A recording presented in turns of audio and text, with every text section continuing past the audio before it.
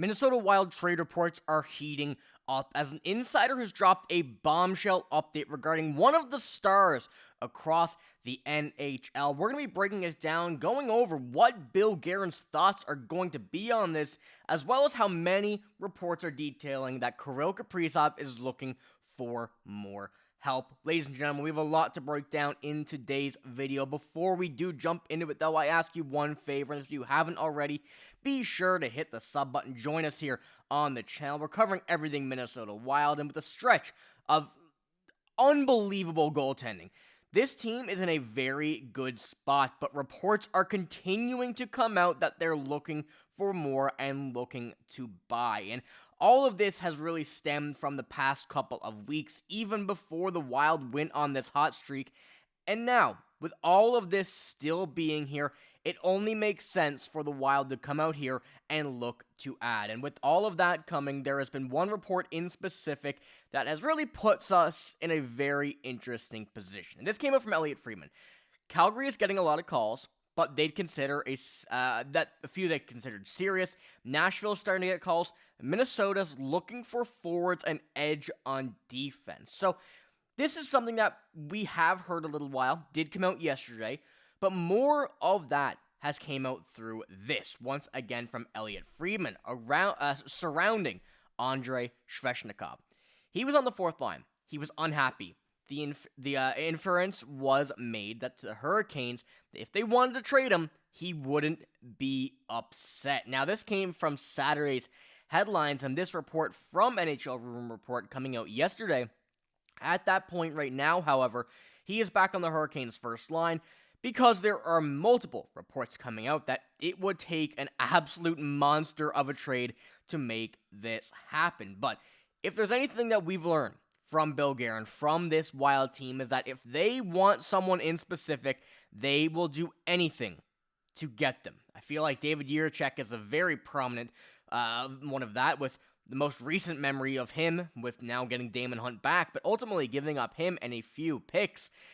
That was a trade that Bill Guerin wanted to make, and he pulled the trigger, regardless of what it would have costed. Now, Andrei Svechnikov being in here is a very, interesting player, because I'll say, before I started getting ready for this video, I thought Svechnikov was around 30 years old. I feel like he's been in the NHL for nearly a decade, which he has, but he is only 25 years old and has honestly a steal of a contract if you can get the most out of him. And when you're looking at him as a player, he would provide the offense that the Minnesota Wild needs. Now, with all of that still being considered, you really do have to think about what Elliotte Friedman said in specific. And he says, I heard there were some teams that called the Hurricanes that were told we still consider this a cornerstone player, and this is not something we want to do. But if you're going to ask us, you're going to have to make a monster offer. And now things have cooled down, and he's back on the first line. This is something that, you got to take into consideration, that it would be a monster type deal. However, leverage can change. If Svechnikov wants out, he will get out. The fact that you have him on your first line again, I really don't think changes anything. You're not going to let one of your cornerstone players, as they're calling him, let rot on the fourth line on a team which has some dominant players. So they were going to move him back regardless. But if they're using that as a point of leverage, that still remains to be determined, really, because obviously you're not going to let him go and just sit on that fourth line, play 10 minutes a game when he's one of your cornerstone players. But going over really what he provides and the stats that we've seen from him so far with the Hurricanes, and like I mentioned, 25 years old, but you're seeing him play since the 2018-2019 season, 8 years, he has been pretty dominant over that time, and he hasn't been a player that has, gone out here and put up 100-plus points. His point total is the highest, 79, but you're looking at the games played per year as well. He's very rarely and only once actually played a full season. That was in his rookie year, but he's been nearly putting up point per game throughout that time and has been someone that has dominated on the goal scoring, has shown his playmaking abilities with, specifically 23-24, 19 goals, 33 assists. He's someone that can just do about everything, and that's what the Wild would be looking for on offense. And when you're considering him as an option here, looking at where he is currently on this Hurricanes team, First line with Aho and Jarvis, you're not putting a bum there. I mean, you have him on that. Was he going to play with Travis Jankowski, Robinson, and Taylor Hall? No. He's going to be in that top 6 regardless, so the leverage there is still in question as to what it would actually take to make a trade happen, and we do have a little bit of an update from an article which I saw from a Maple Leaf standpoint, which we can translate to our team, but you do this and look at him as an offensive player on this Wild team. Listen, Mojo's playing great. Let's be honest. $800K for a guy who's playing on the second line with Boldy, Eriksson Ek, and keeping up pace on that line. He's elite. Let's be honest. He's a very, very good player, but Andrei Svechnikov would fit very, very well into this lineup, especially with the sheer amount of kind of injuries, little battles this team is dealing with in that time. And when you have Ben Jones and Tyler Pitlick on your fourth line, a guy like Andrei Svechnikov, regardless of if you have your full lineup, would suit in very, very well. Now, it would be tough to justify moving Mojo down. Kaprizov and Zuccarello on the outside of Yurov, they're going to stay as well. So this would all really matter if Bill Guerin thinks that he has a specific slot for him on this team. And that's something that we have to think about as well. You don't want to break up chemistry. You don't want to break up something that is working. But the fact that you have a player like Svechnikov on the trade market is at least going to pique ears in the Wild organization, at least at this point right now. And with a pretty decent contract that he is on that is nearing sort of a expiry date. It's currently in the 5th year of 8. So if you were to trade from this and 3 more years, he's only going to be 29 when the deal expires. $7.75 million. It's not a horrible deal. Now, the Wild need to work around what they have with money. We know that, of course, the contracts kicking in over the next couple of seasons will be quite high, so that is something that on the back end you would have to deal with. Make sure that you can actually make this happen. If the Wild wanted to do it, though, we know they could. We know they would if they wanted to do it, and if they really, really wanted Svechnikov, they can make it happen. I feel like that's Bill Guerin's motto really behind everything.